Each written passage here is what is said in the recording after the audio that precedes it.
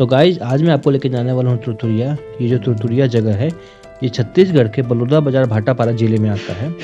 तुरतुरिया में माना जाता है कि वाल्मीकि आश्रम है, जो कि आपको पता होगा कि माता सीता को दोबारा वनवास आना पड़ा था लंका से आने के बाद। तो उन्होंने जहाँ पे लव और कुश को जन्म दिया था वो वाल्मीकि आश्रम में रहती थी। तो वो जो आश्रम है वो माना जाता है कि वो तुरतुरिया में है। तो लव और कुश का जन्म हुआ था वहाँ पे। जो वाल्मीकि थे, गुरु वाल्मीकि, उन्होंने ही उनको नाम दिया था लव और कुश का।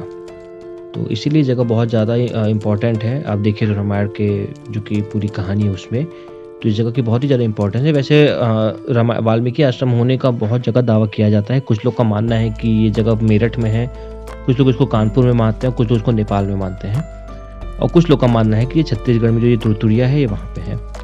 तो चलिए अब हम चलते हैं, मैं तुरतुरिया आपको लेकर चलता हूँ।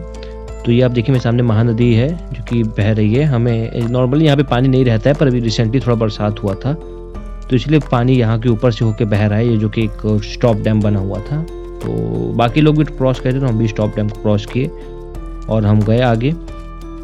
ये थोड़ा लंबा था, नदी काफ़ी बड़ी, तुम गए। खैर जब हम आगे बढ़े तो जब हम तुरतुरिया का ये रास्ता है, आपको मेन रोड तक आना पड़ेगा। फिर आपको 6 किलोमीटर करीब जंगल के रोड पे आना है। रोड तो कुछ था नहीं, बस ऐसी गिट्टी पड़ी हुई थी मिट्टी की रोड में, और काफ़ी जंगल तक वगैरह था। तो खैर हम ले दे के पहुँचे वहाँ पे। अंत में जब हम पहुँचे हैं ये है वाल्मीकि आश्रम। तो हम गाड़ी अपनी खड़ी की और अब हम आपको वाल्मीकि आश्रम की तरफ जाते हुए दिखा रहे हैं। ये जो रोड है ये जा रही है वाल्मीकि आश्रम के लिए। यहाँ हमें पैदल जाना पड़ेगा, मैं यहाँ तक गाड़ी हम नहीं ला सकते हैं। वैसे तो तुरतुरिया रायपुर से करीब 115, बलौदाबाजार से 50 और सिरपुर से करीब 35 किलोमीटर दूर है। तो आप आराम से यहाँ पे आ सकते हैं गूगल मैप के थ्रू या लोगों से पूछ के। ये देखिए, ये आप यहाँ पे देख सकते हैं कि महर्षि वाल्मीकि आश्रम है, तपोभूमि तुरतुरिया। तो बहुत पहले से हम मान्यता है कि यहाँ पे ऋषि रहते थे और यहाँ पे उनका निवास स्थान था। यहाँ पे लव कुश का जन्म भी हुआ है, ऐसा माना जाता है। तो ये देखिए, ये काफ़ी पुरानी मूर्तियाँ हैं जो कि पहले मंदिर रहा होगा, तो उसके ये पार्ट होंगे या कुछ हो गए, लेकिन ये सैकड़ों साल पुरानी मूर्तियाँ हैं। ये देख के समझ में आ जा रही हैं। और काफ़ी हरी भरी जगह थी जंगलों के बीच में। जैसे जो जगह है ये बारनावा सेंचुरी के पास में आती है, इसके बाद से बारनावा सेंचुरी स्टार्ट हो जाती है। तो ये है स्तंभ। ये आप देखिए मेरे सामने जो पानी है, यहाँ से हमेशा पानी गिरता रहता है। गौमुख से जो गाय है उनके आकार का बनाया गया है, उसके मुंह से हमेशा पानी निकलता रहता है, तो उसको गौमुख कहते हैं। और ये है पूरा आश्रम।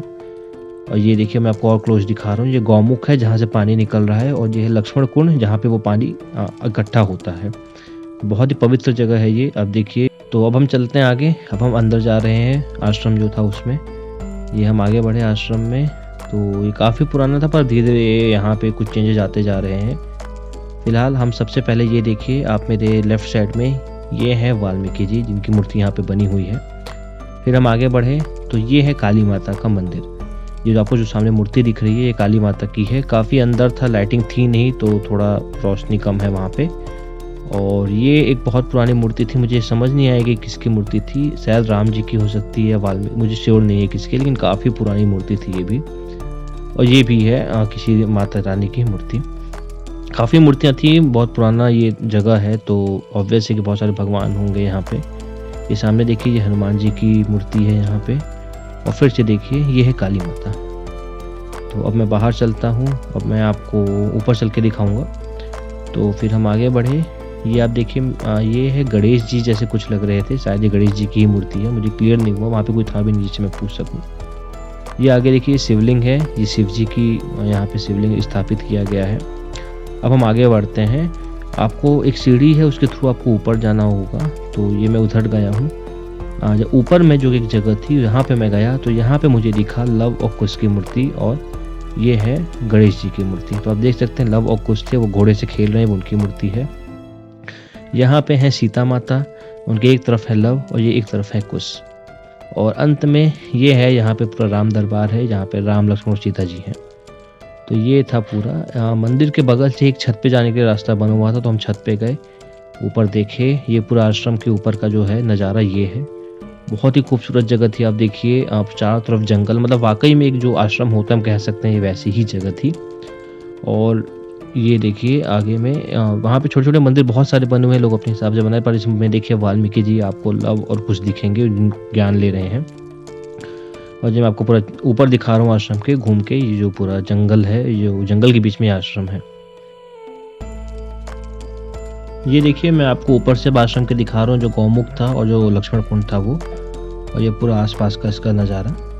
यहाँ तक आने की फैसिलिटी बहुत अच्छी तो फ़िलहाल नहीं है, पर जो कि छत्तीसगढ़ की सरकार है इस जगह को राम वन गमन पथ के अंडर में रखी है, जो जगह डेवलप कर रही है। तो इन फ्यूचर रोड उम्मीद हम कर सकते हैं कि अच्छी होगी, पर अभी बस मिट्टी की रोड है जिस पे वो लोग गिट्टी डाल दिए हैं, तो प्रॉपर्ली अगर आप आने की सोच रहे हैं तो आप नहीं आ सकते।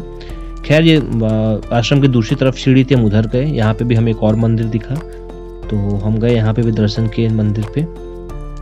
ये बड़ा देव थे, बेसिकली ये शिव जी का ही एक वो था जो शिवलिंग थी यहाँ पे स्थापित की हुई थी। और फिर देखिए ये था दूसरी तरफ का ये जो छत है उसका व्यू है ये मैं गौमुख में नीचे उतरा लक्ष्मण कुंड में, और उसके दो तरफ ये काफ़ी सुंदर नक्काशियों से भरी मूर्तियाँ थी, आप देख सकते हैं। आश्रम के पास से ही बलमदेही नदी निकलती है, तो हम फिर इसके बाद वहाँ न गए।